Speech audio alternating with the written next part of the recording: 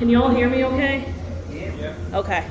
Because we're competing with party rock right now. Why is there a dance going on? Because it's party rock. How do I? I feel really short right now. All right. Well, thank you to welcome to Fresh Air. Here we go. I'm AnthrOhio. Hello. Hi, everybody. WOSU. We have to talk in those monotone therapist voices. You do. Yeah. So how's that make you feel? How's everybody doing today? Anything exciting happened the past week? Are we actually started, or are we just? No, I was kind of killing a little bit of time for everybody to come in. If I have not already scanned you, please come up to me after the panel and I'll scan you, because Gimno and his crew of minions are counting how many people attend panels, so then we can decide if we need a bigger or smaller room for next year. Thank you.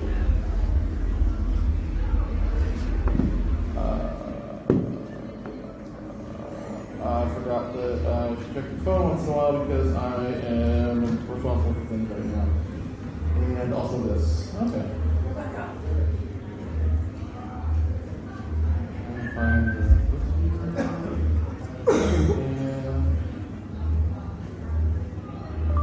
hey, if you guys could really push those pins, it'd be really cool if we could sell all of that.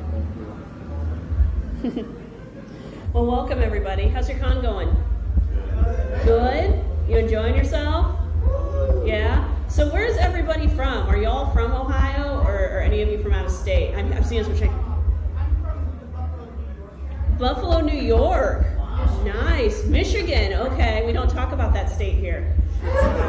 Chicago. There's a little convention there too.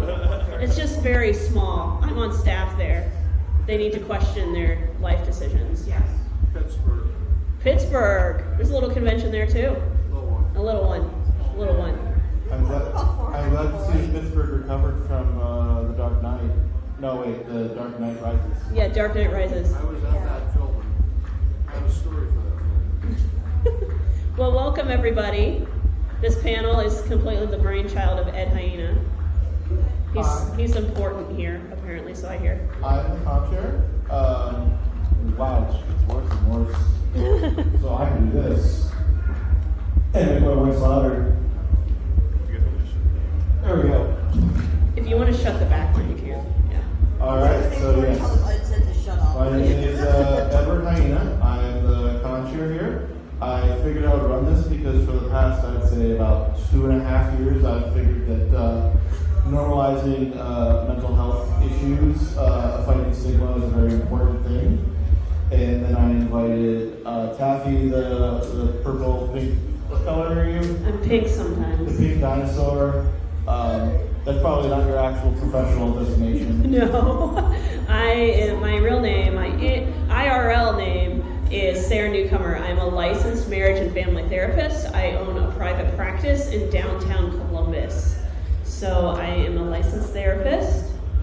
And I think this panel is I want to use this panel as a place to help give information and resources, because I think it's incredibly important, especially in this community, that everyone is just aware that mental health stuff is something that every human and non-human actually experiences.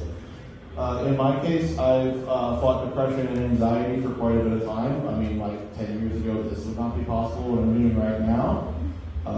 Being head of operations for 11, 12 years now at Cons helps fight that, because guess what, you have to deal with people. I do want to say though, that so I am not a professional when it comes to mental health, so my advice comes from personal experience and my own fight with it, and that is not like certified medical advice. And I probably also should point out that none of you are actually Sarah's client, so it's all just general advice and not like, hi, I'm a therapist now. Right. This is not a therapy session, so ethically, please be aware of the things that you say in front of a group of people. Some people are super open, and that's awesome. Some people are not, and that is totally okay too. But this is not to replace a therapy session with your therapist. And one of the things we're going to talk about is how to find a therapist.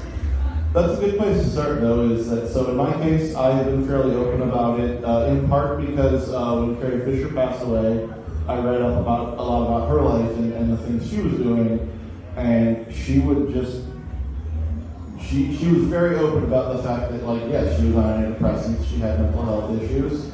I've had them myself, and for one thing, there is sometimes a lack of understanding about what a mental health issue means. In my case, depression, someone might say, oh, cheer up. Okay, that's not how it works. Or, take a walk in the woods. Right, take a walk in the woods. Or this person is lazy. It's like, no, just mentally they don't have the cycles to do whatever they need to do that given time. So openness helps people understand what it is like, what it means. It's very hard to understand a disability or a exceptionality when you've never had any experience like that before. I don't know what it's like to be blind, for example. I can't imagine it, but there are differences to that person's life. I can imagine what depression is like, though, because I've had it, so. Yeah, basically 90% of my clients are couples that come in. I do a lot of couples work. And 99.999% of them have something that I'm able to diagnose, and then one of the biggest things that I diagnose is generalized anxiety disorder, which basically comes with racing thoughts, worries that don't seem to go away, fear of the future, just general anxiety. And I can speak to that because I was also diagnosed with that, and I am on medication for it. So not even your therapist is immune to mental health things. It impacts everybody. There are, if I'm not mistaken, therapists for therapists, right? Yes, there are therapists for therapists. It takes a special therapist to see therapists. I see other therapists. I enjoy seeing other therapists. I'm going to turn down the voice in my ear. Are you hearing things that aren't there? I'm hearing things that are there, and I lost the thread entirely. Awareness, yes. Anxiety is very common as well, and it doesn't. You don't always have it. The first time I had a panic attack was 2005. It was weird. I had no idea what was going on. I thought it was like a heart attack because that's what it feels like. You don't have to grow up with that anxiety disorder. You don't have to grow up with depression for it to suddenly happen to you. It can be chemical. It can be a life situation happens that just breaks you down. In my case, in one of my cases, and I have a lot of cases, but I went back to therapy in 2012, and we went over like history and stuff, and the doctor said like, therapist said, well, you've always had this depression, you just had coping mechanisms, and you've forgotten them. Which is true. I was probably dealing with it. I just had no idea how I was dealing with it, and suddenly when things got far, far more than I could handle, my brain just went. So maybe we should talk a little bit about how to find a therapist. That's important too, yes. Is it unethical for me to recommend someone in the area? No, it is not. We're in Columbus, right? Yes, we are in Columbus. I went with a group called Centero, starting with an S. They are all over town. They have several buildings. I think they have 3. They're large. They have 2 at least that I know of, but one of the advantages that they have is that all their buildings are paired with a primary care doctor as well. So you can kind of pair that kind of treatment if you need to. If medication is involved in your therapy, which is not always the case, but sometimes it is, they can help with that as well. Some things to look out for: if you have anxieties or issues based in LGBT, make sure that they are friendly to that. Competent and open to that. Yes. I do know someone who went to a therapist that was not, and it ended up being very bad. And I've had multiple experiences with clients coming in being kink-shamed, being misgendered, and I heard prior to moving to Columbus, I was in Wichita, Kansas, and you can all imagine what that was like for some of my clients. And I would often have folks coming in traumatized going to a therapist, like going to a therapist literally traumatized them. And that's really scary to think about. If like these people are there to help and they're getting a negative experience. So let me tell you this, and remember this, if you only remember me saying one thing at this panel, remember this. You have the right to change your therapist. I tell everybody first session that you're not required to like me. And if you don't like me, that's okay. Let me know and I will help you find somebody that you're a better fit with. Because in order for treatment to work, you actually have to have a good relationship with your therapist. And if your therapist does something that annoys you or offends you, tell them. Because it's a give and take relationship. And any therapist that isn't open to that feedback, find another one. There are new cultures, there are new issues all the time, and your therapist might have just never dealt with it. I've had to explain furry to 2 different therapists. I found a third one that's like, oh yeah, I've had those before, and so that was great. If you do know that you have a specific issue, or you know something that's a specific issue tied to something such as a domestic abuse, such as LGBT, that range, if it's tied to autism or something like that, most cities, or at least counties, have some sort of your local LGBT group, your local battered women's shelter.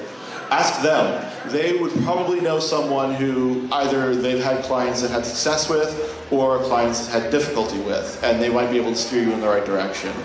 There's a really cool website called psychologytoday.com. You can literally pull it up on your phone as we speak. You put in your zip code or any defining keywords that you want to utilize, and it pulls up therapists in your area. If you put in 43224, you actually pull up me. So if you're looking for a therapist in your area, whether it be Chicago, whether it be Michigan, or here in Columbus, that is a really great resource to utilize. And it also has bios on all of the therapists. It goes through and says maybe what their specialization is. Like, for example, on my profile, it talks about my specialization is LGBT folks and kink and gender nonconforming and poly and a whole range of stuff on my profile. And then other therapists, maybe they specialize in dialectical behavioral therapy, DBT, or maybe they have a certification in cognitive behavioral therapy or EMDR. Any number of things. So going through and looking at the profile is the first step, and oftentimes you can email the therapist from their Psychology Today profile, or even go to their website, because there's a link typically on their profile. It says view the website, and it'll pull up. And there's also things on there like, do they take insurance? That's an important thing to ask yourself. Like, do you need to see somebody through your insurance agency?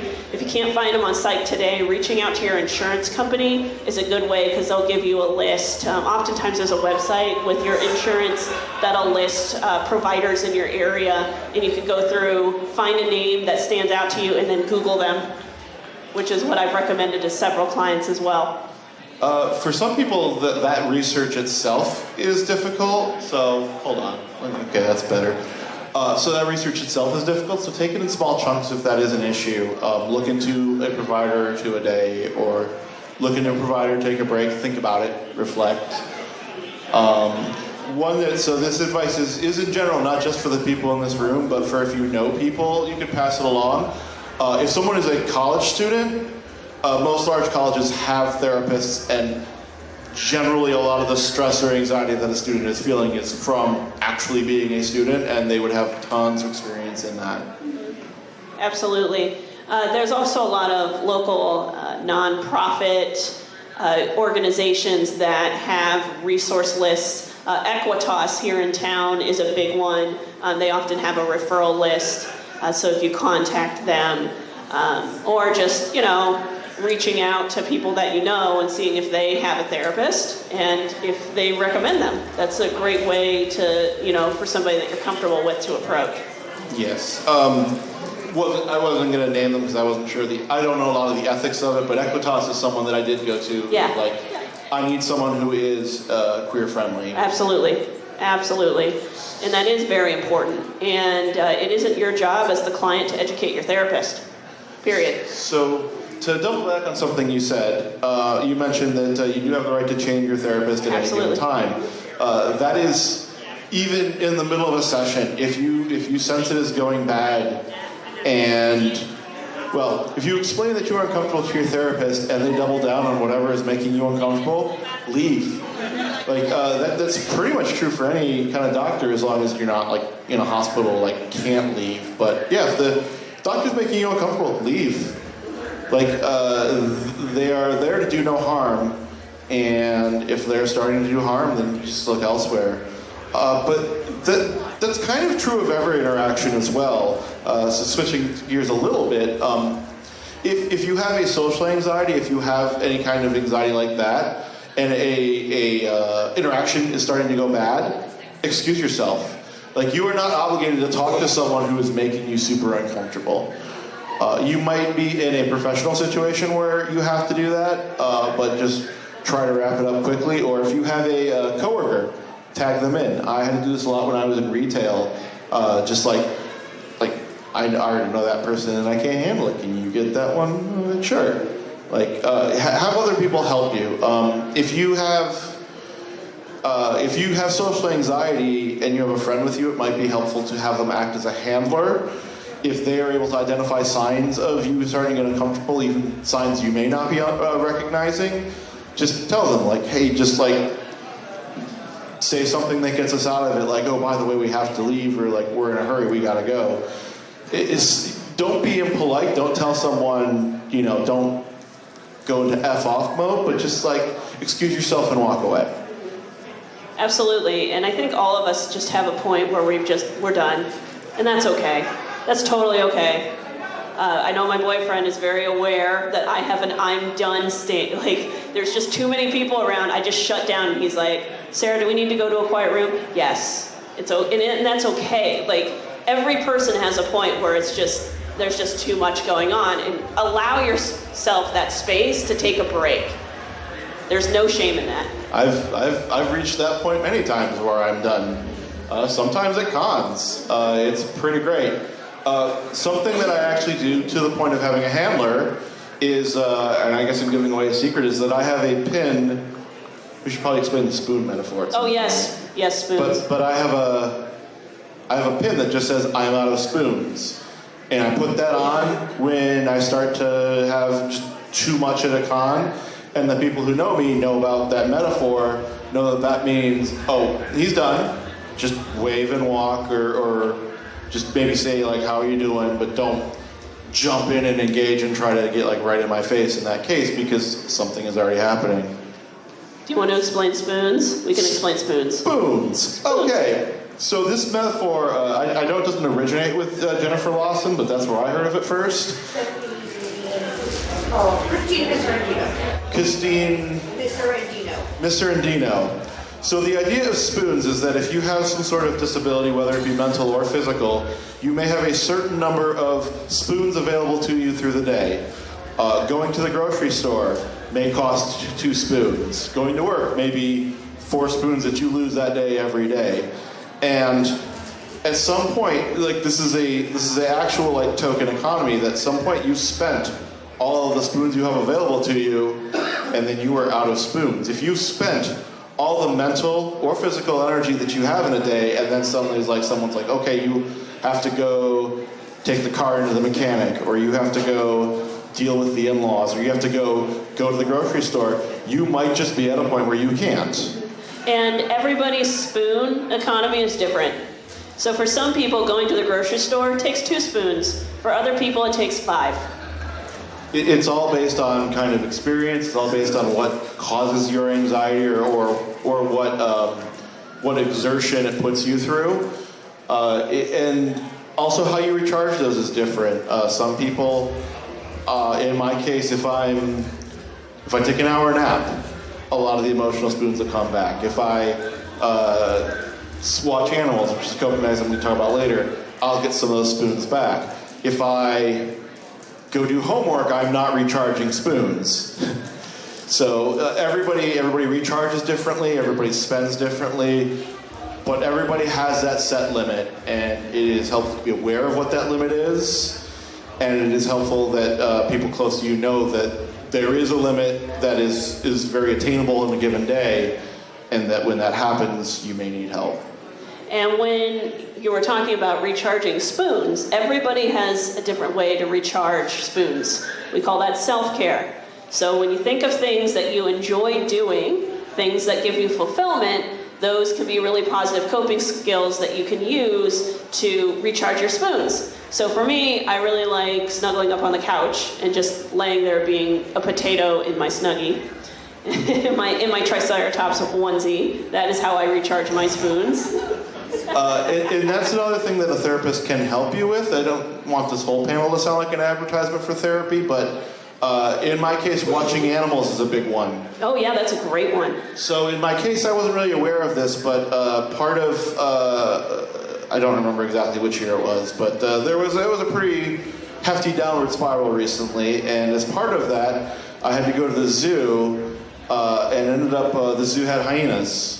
I went to my boss who was there and said, we've got this giant zoo event in the middle of our day, and the people are going to go back to the office. Can I just stay here? And he was like, yeah, sure.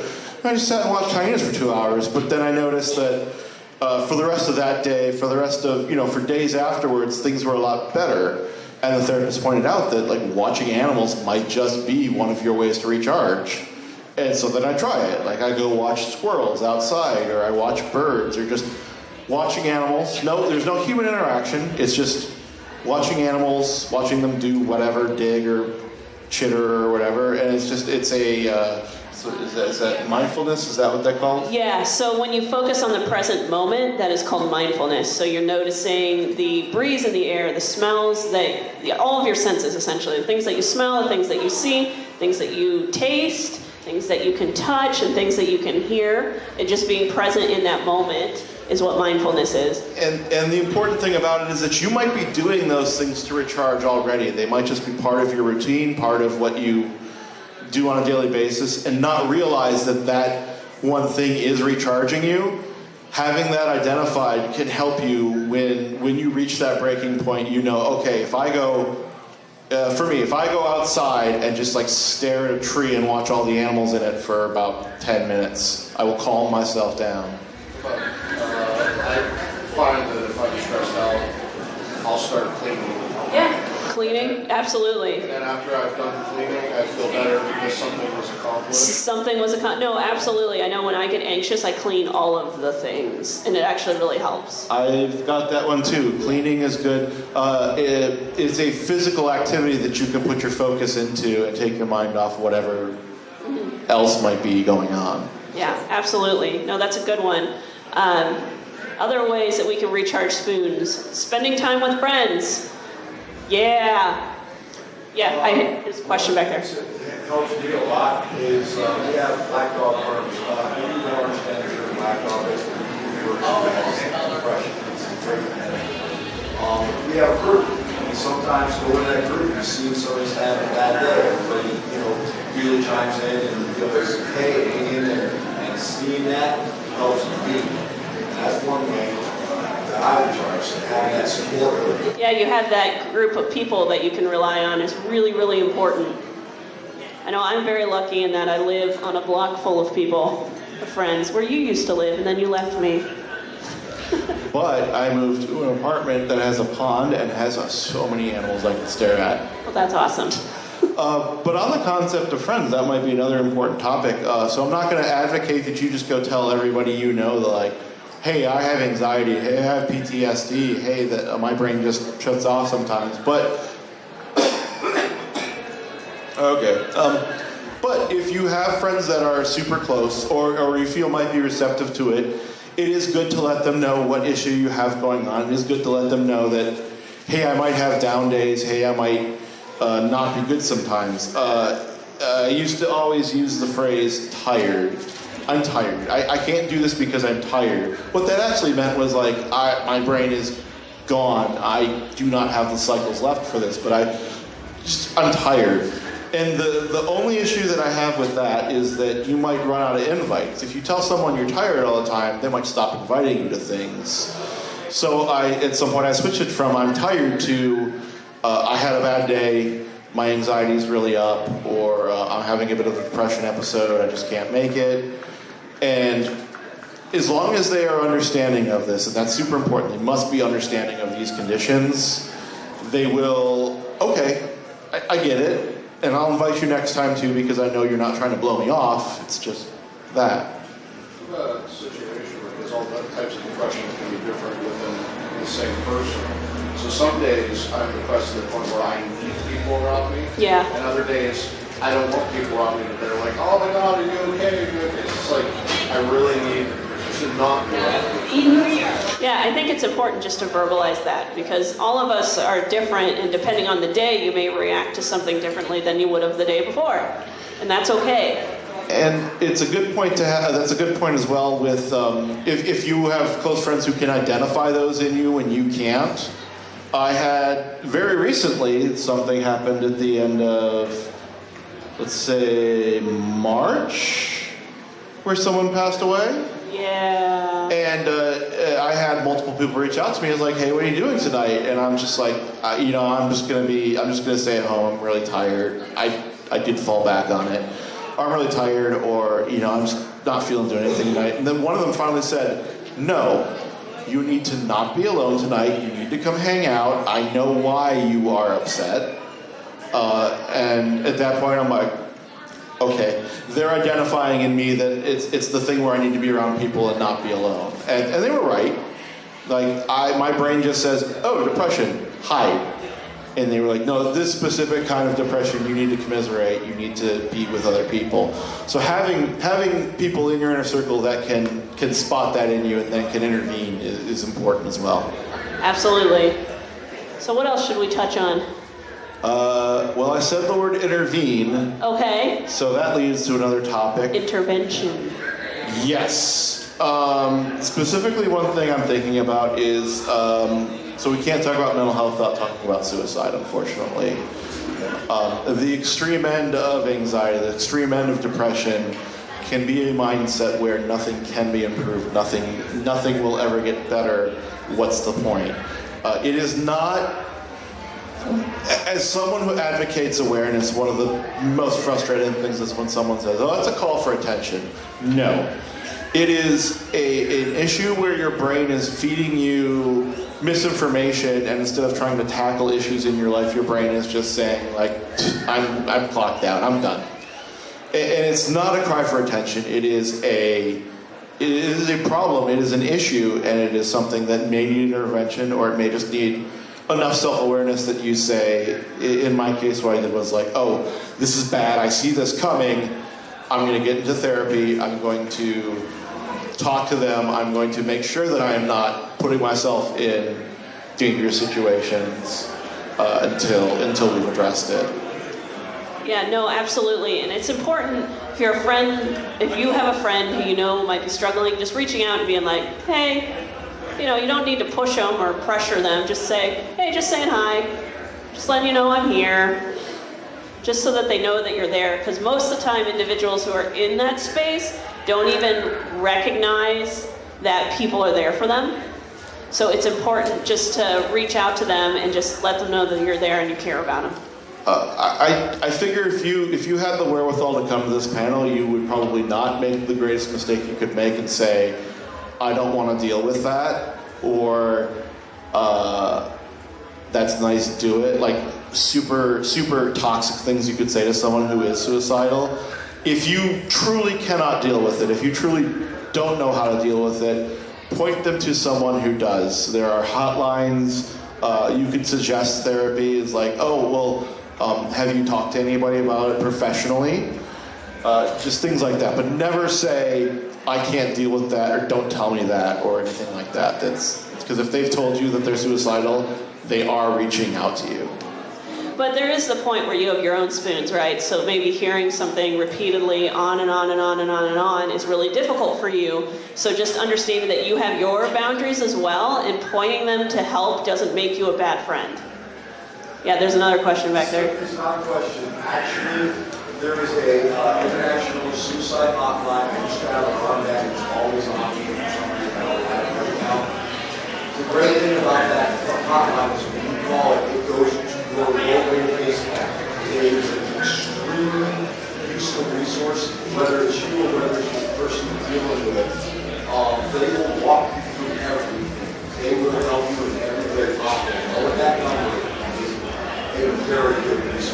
What is it?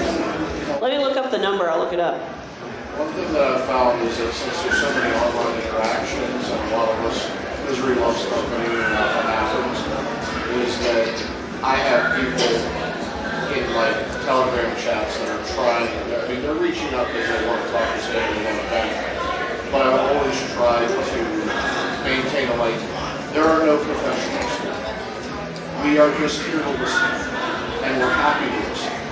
And I can tell you what works for me, and what works for me is always talk to a professional. But it's just, I don't want to give out advice to people because I don't want to be responsible for them making all That's a fair point. If you don't feel like you can give the advice, just point them to the professionals. I pulled up the hotline prevention. There's a song by Logic that's actually this title. Really? Yeah. Okay. It's 1-800-273-8255. All right. So that is an important thing. Like, we'll have Sparks like flash that on the screen in the YouTube video or something. But as far as talking about reaching out and something like that, there have been. So this is not specifically furry fandom related, but there have been a lot of musician deaths recently that have affected people I know. And so when that happens, I will reach out to people who I know are also fans and make sure they're okay. When Keith Flint passed away a few months ago of The Prodigy, I had a few friends that I knew was like, so like, are you okay? Because I know that this affects you as well. It doesn't have to be just that. I have a friend who's trans. And anytime I hear of a trans controversy brewing, is the most I want to say about it. Every day. The serious ones, I try to reach out and like just check how they're doing. I'm really bad at it because I have the social anxiety and I overload myself with work, honestly. But if you have a friend that you know is about to be affected by something, reaching out preemptively is also helpful. So I just want to touch on this because I want to normalize it. I am dealing with a lot, as a therapist, a lot of clients coming in that are really struggling with the political climate right now.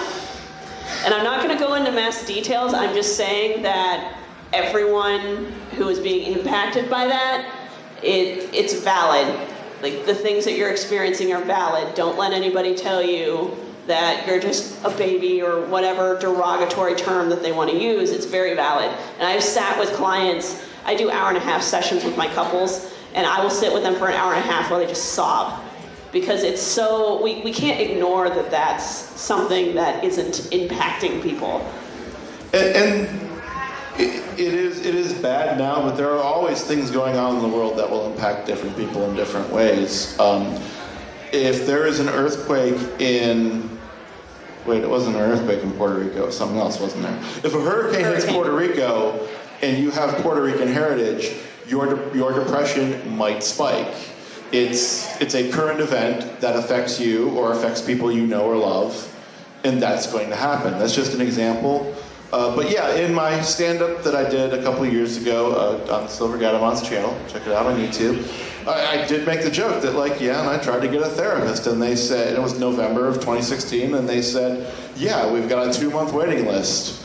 And I used that as a gag, but it was true. The therapist got overloaded right away. It was a change in climate, and change is scary. So I just saw 4 months you waited for a therapist? It was after my father died. After your father passed away? It took me 4 months to get someone that I could talk to. To get to someone. So It was frustrating. yeah, that's super frustrating because unfortunately there's not a lot of therapists. I'm trying to change this in Columbus. I'm actually putting together some education classes on kink awareness and LGBT issues. There's not very many therapists who say that they specialize in some of the things that individuals are struggling with, or even a therapist that deals with grief. You want to find somebody that specializes in it, and unfortunately sometimes it is a wait. But oftentimes if you email that therapist, here's a cheat, email the therapist directly, because if you call and you leave a voicemail and it's some assistant, find their email and reach out to the therapist directly. Sometimes they can get you in. In my case, it's not the funny part of the bit, but after I got a 2-month waiting list, I asked, actually, I don't remember if the 2-month was the one I went with or the one I called first, but I called Equitas first, basically, yeah. And they said, no. And so I asked, can you recommend someone else to me? Therapists, psychologists, psychiatrists are in this profession to help people with mental issues. And so if you ask them, tell them, I need help, and if you're not able to provide it, can you recommend me someone? They can probably point you to someone else that can help. Yeah, I get requests all the time from folks that want to see me, and if I'm full and I can't get them in within the next 2 weeks, I actually have a list of therapists on my desk that I will send them so that they can reach out to those folks as well that could potentially get them in sooner. Can I shift gears entirely? Yes. Because I'm starting to notice something. Go for it. Other than depression and anxiety, there are other mental issues. ADHD is a real thing, and I'm noticing what I'm doing on stage here is I'm playing with these pens. If you have ADHD, get yourself a fidget. There are fidget cubes, fidget spinners are. I just don't. Those are annoying. I'm sorry. I just don't like fidget spinners, but fidget cubes work. I have a little floppy dinosaur from. Is that like a little squeaky toy or something? Or? Oh, that's cool. Oh. That's like an 8. That's like a 8-sided dice. D something, like D12 or something. You got it on Amazon. You know, tangles are really cool too. They're like little plastic tubes, and you move them and you shift them. And I will sit there during a seminar, like a therapist training, and I will play with this thing in my hands. Yeah. I have a girlfriend who needs business meetings. Yeah. Or drawing or coloring. Yes, in the back. I wanted to also say a lot of people, like friends that I've had, try to go to a therapist or a psychiatrist, and they always say like it didn't work out for me. It's cool crap. One thing I like to suggest is sometimes the gender of the person you're seeing might not fit for some reason. Some people are more comfortable, like sometimes men are more comfortable with females in that situation when you're showing that type of detail, or maybe it's men and men. It just depends for me. I noticed that certain people are kind of reciprocating or not reciprocating. It might be helpful to try out different people. Oh, yeah, absolutely. Yeah. No, like I said earlier, you don't have to stay with the therapist. Even if your insurance company is like, this is the only therapist that you can see. I'm sure there are other people out there, and don't feel obligated to stick with that person just because so-and-so recommended them, or because this is who you were stuck with at the front desk. No, it's okay to therapist shop. A good therapist will also identify when they might be able to address your issues. Yeah. When I tried to bring up gender non-conformity with my therapist, she said that's not really something I specialize in, but I know who in the office knows a lot more about that. I ended up being okay to work out with her because I don't really have like full-on dysphoria, so it worked out, but a good therapist will know what resources they have in that office. Yeah. Yeah. I actually have that someone I care about went to therapy I guess a long time ago, and according to her, it was a very powerful therapist because it ruined therapy part. Now I really believe she needs it, but she refuses to even consider seeing a therapist because of that. She said it ruined her life.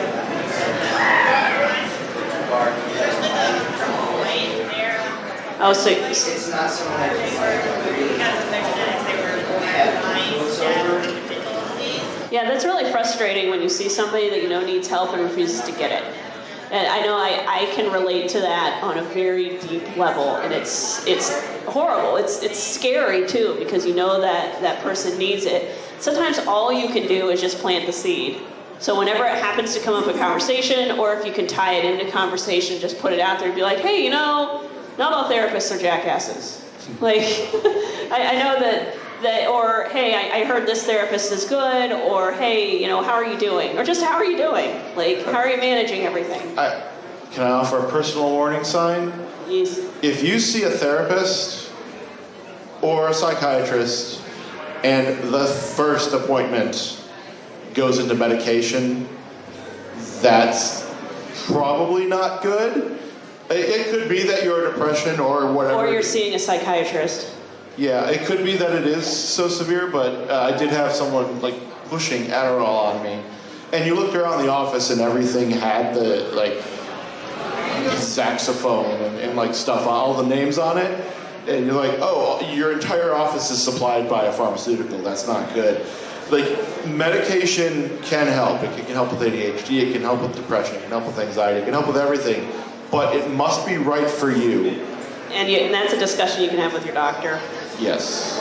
So, going back to your friend, I know it's really, really difficult because to that friend, every therapist is terrifying because of that experience that they had. So all you can do as a friend is just be there for them and support them and be like, if it does come up, just plant that seed, but don't push it. Because if they think you're pushing it, they may withdraw even more. It's irrelevant. Oh, yeah. And the rest of the family is talked to about 10 minutes. Yeah, that's really hard. That's really, really, really tough. Really scary. Yeah, that's tough. Somebody else had their hand back there. Hey. Another thing I would like to say is if you say right now feel that you might need that medication that one person can prescribe for you or whatever, or recommend, it's always good to have a second opinion. You go to someone else and get that second opinion to double check it. Yeah, absolutely. Again, I want to clarify something. Therapists can't prescribe medication. So actually, it's out of our scope of practice. So if you have a therapist that is like, hey, you should try Adderall, like that's actually kind of outside their scope of practice because we're not trained to give medical advice.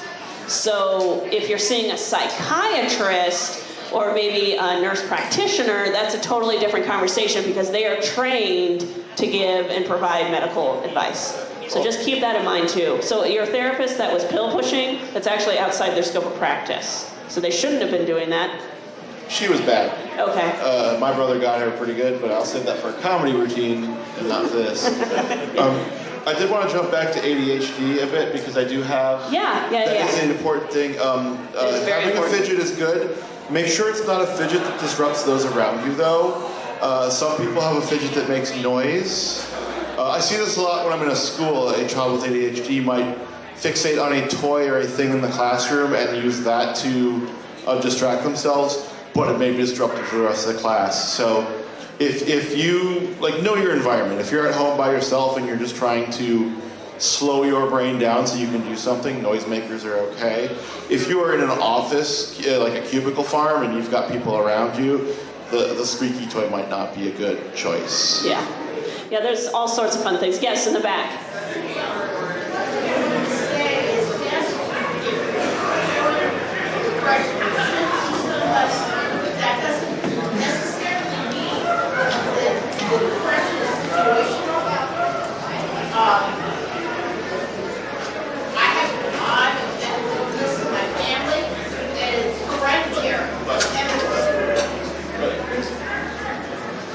Okay.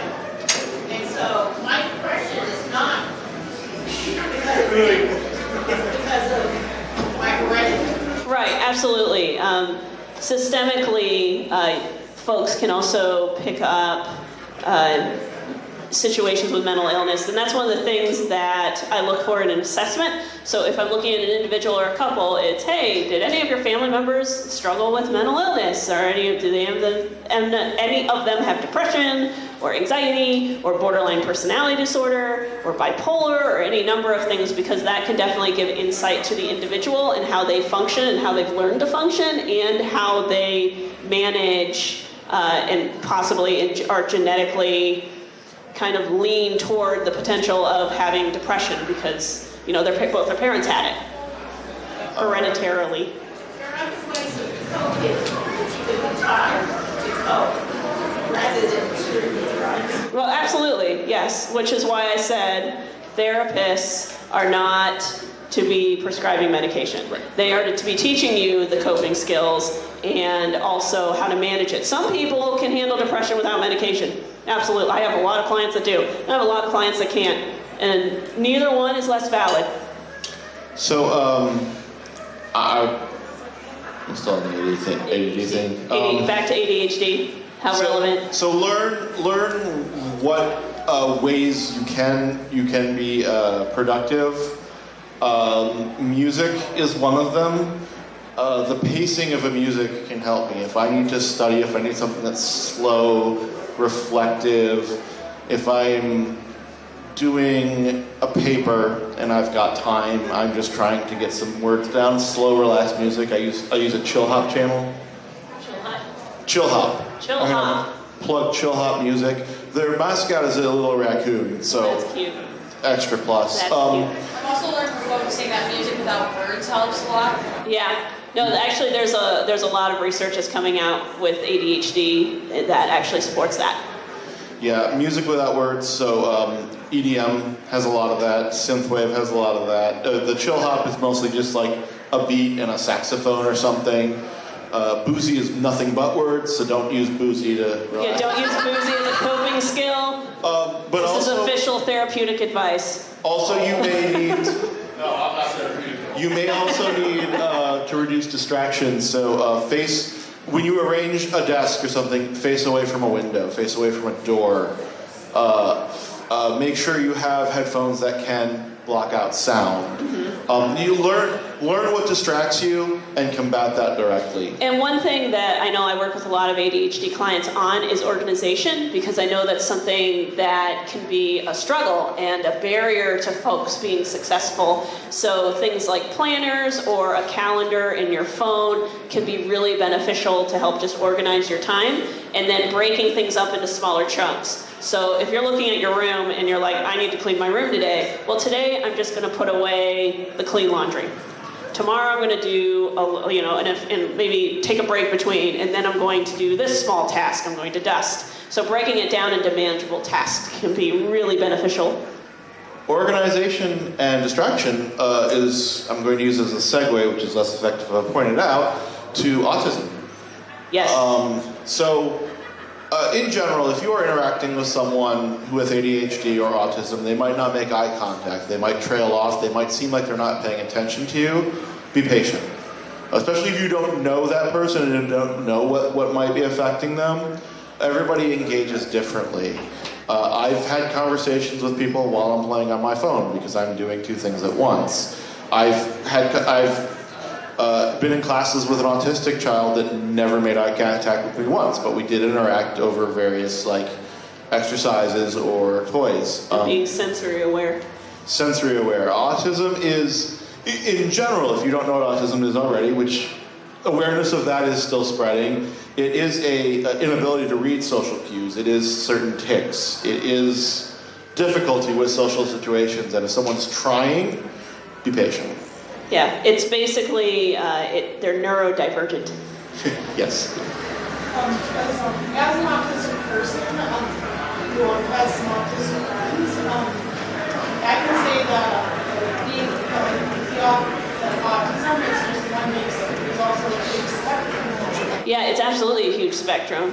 Well, one of my friends I might not have any problem at all. Like women are a lot less likely to be diagnosed at a younger age. Yeah, you're absolutely correct. There's a big pushback against that now with new forms of treatment and trying to help create resources for folks to get a hold of. But you're absolutely right.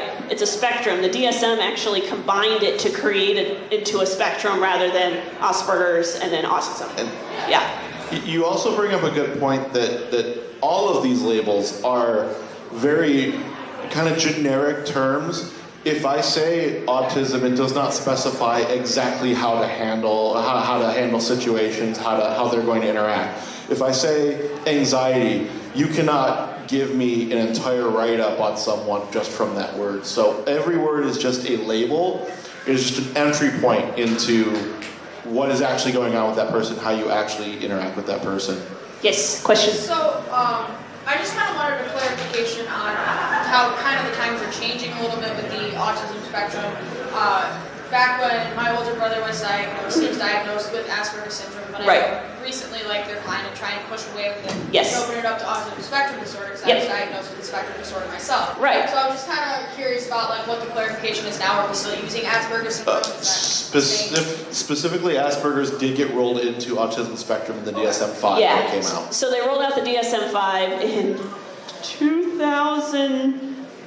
Oh, don't get 2015. I had to think about it for a second. And they did roll it into, and the reason they did that is because they're realizing it is a spectrum. Like it truly is, and it's the most inclusive term that they could use. I mean, there's still a big pushback about some of the stuff in the DSM. We're still trying to make more positive, inclusive changes. I know the ISD 9 is going to get rid of gender dysphoria. The new one, that's ICD 11 is they're trying to get rid of gender dysphoria. So like there's a bunch of changes in the pushback against the medical field to try to be more inclusive. And you know that was one of the major changes into the DSM-5, which is the most recent DSM that I use to diagnose folks. So generally speaking, Asperger's syndrome isn't really used. It's not really used as a term anymore. And folks that were diagnosed with Asperger's, they can actually go back and some insurance companies still bill under it. This is getting really complex. But it depends on where the therapist learned and what they're using to diagnose from. But most current, that is no longer a term that is utilized. Gotcha. Thank you. Yeah, of course. Thanks for the question. Yes? I also wanted to add that, women who are diagnosed with autism, later in life, they tend to mask their symptoms. Yes, absolutely. Even I mask my symptoms. Yeah. And that's what a lot of folks that... A lot of spoons. Yeah, it does take up a lot of spoons. That's a really, it takes up a huge amount of spoons when you're trying to cover up things that you are concerned that people will judge you for. Yeah. And that is, this is bad. Real quick before they get to the stage. And that is one thing about mental awareness, is that being yourself is the most effective way to use your spoons. And when people are more outgoing about what's going on with them, their lives will be easier because they have less time spent trying to mask. Take it away, Sarah. Yeah. Does anybody have any questions? I know we're getting low on time here. Yes? So I don't know if it's busy, but he was saying that, when he was talking about depression, that his therapist or doctor who he said that his coping mechanism stopped working. Yeah. So I guess, how do you determine that your coping mechanisms don't work anymore, or if someone else determines that for you? What's usually one of the things? So he was asking, how do you know when your coping skills stop working? When is it time to go see somebody? When is it time to go see somebody? So, and that's a really great question because the thing with it is that it varies person to person. So for some people, and I tell couples this all the time actually, it's, hey, your pattern has worked until it didn't. And that's literally kind of what it feels like.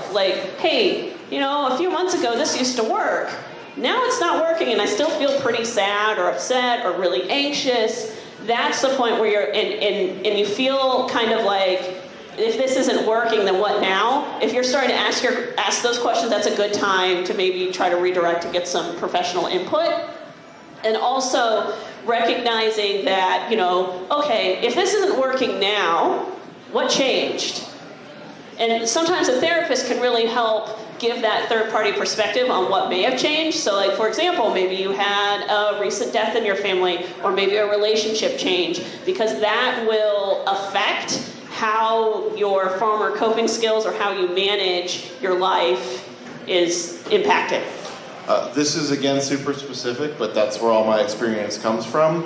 Having a therapist lets you say anything and not have to worry about it. In a case for me, I was working with furries, living with furries, doing furry things for hobbies. So if something was stressing me out, didn't really have anywhere I can go to, but I go to this therapist who doesn't know what a furry is to start with. I can name anything that's stressing me out, and it's not gonna come back to me. Right. It's a way to unload, it's a way to have someone else to bounce ideas off of or reflect with, that is not going to negatively affect my social interactions or my work or my home or work life. Right, because therapists, you're protected under confidentiality, so unless there's threat to harm yourself or others, potential of abuse or neglect of a minor or elderly person, if there is a release on file, or if there is a court-ordered subpoena, they actually have to keep what you say to themselves. There are some therapists like myself that are still under supervision towards independent licensure, and they can talk to you about that. But even in those cases, you have to protect the confidentiality of your clients. But to address the question, usually when things do start to break down like that, it will become obvious to you. Things that were easy will suddenly become difficult, and there's no discernible reason for it.